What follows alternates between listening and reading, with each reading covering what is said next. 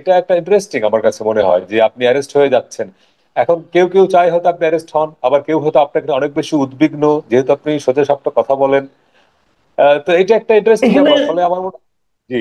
আমি একটু বলি আপনাকে, এটা কতটা ইন্টারেস্টিং জানি না, হয়ে গেলে আমি কতটা ইন্টারেস্ট ফিল করবো তাও জানি না।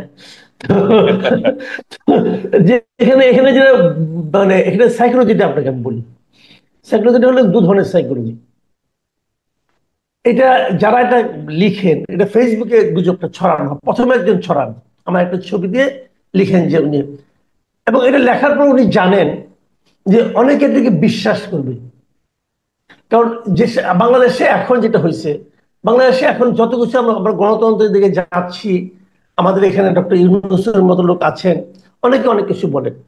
কিন্তু আমাদের এখানে গ্রেপ্তার হওয়ার জন্য বাংলাদেশে গত কয়েকদিনের যে এক্সাম্পল, যে মনিরুল আলম পান্না, হাফিজুর রহমান কার্জন, আপনি বলেন তো এই দুইজনকে গ্রেপ্তার করার পিছনে কি কারণ থাকতে পারে, কি লজিক থাকতে পারে? হয়েছে তো। তো যদি মনিরুল আলম পান্না গ্রেপ্তার হতে পারে, যদি হাফিজুর রহমান, অধ্যাপক হাফিজুর রহমান কার্জন গ্রেপ্তার হতে পারে, তা আমি কোন স্যার? আমি হতে পারি।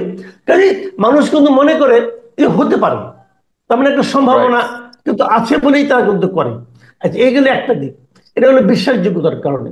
আর দ্বিতীয় যে ঘটনাটা ঘটে সেটা হলো যে মঞ্জুর আলম পান্না গ্রেপ্তারের আগে আগে যে সমস্ত কথাবার্তা বলতেন, হাফিজুর রহমান কার জন্য ওই দিনই উনি যে কথাগুলি বলেছিলেন, ওই সমস্ত কথা তো আমরা বলি। যে কারণে ওইটা, ওই কারণে যদি গ্রেপ্তার হতে হয় তাহলে আমি হতে পারি। এখানে একটা ইয়ে আছে। আরেকটা বিষয় হচ্ছে, যারা এটা দেয় এই স্ট্যাটাসটা, তারা কিন্তু আমাকে ভালোবেসে দেয় না। তারা দেয় এই কারণে, ভাই আপনি জানেন সোশ্যাল মিডিয়া এখন ভিউ বাণিজ্য হয় কিন্তু। কত রাইট। লোকে দেখছে না দেখছে, তারা একটা ভিউ এর একটা ইস্যু খুঁজে যে কি দিলে পরে লোকে দেখবেই, মানে কোনটা দিলে পরে শিওর সাকসেস। তো দেয় তারা, এটা মনে করে এটা দিলে শিওর সাকসেস। এবং এটা নিয়ে কিন্তু যখন দেয় এটা শেয়ার হয়, অনেক কমেন্ট করে, অনেক ভিউ হয়, হয়তো এই কারণে করে। কিন্তু এতে আমার কোনো সমস্যা না। সমস্যাটা কোথায় জানেন? সমস্যাটা হলো যারা আমার গ্রেপ্তার হওয়া না হওয়াটা নিয়ে বদার করেন, যারা চিন্তা করেন যে লোকটা কেমন আছে, লোকটা একটু খবর নিই, তাদের সমস্যা। কালকে রাত থেকে পর্যন্ত আমি প্রায় 50-60টা ফোন পেয়েছি আমার এখানে আমার স্ত্রীর এখানে।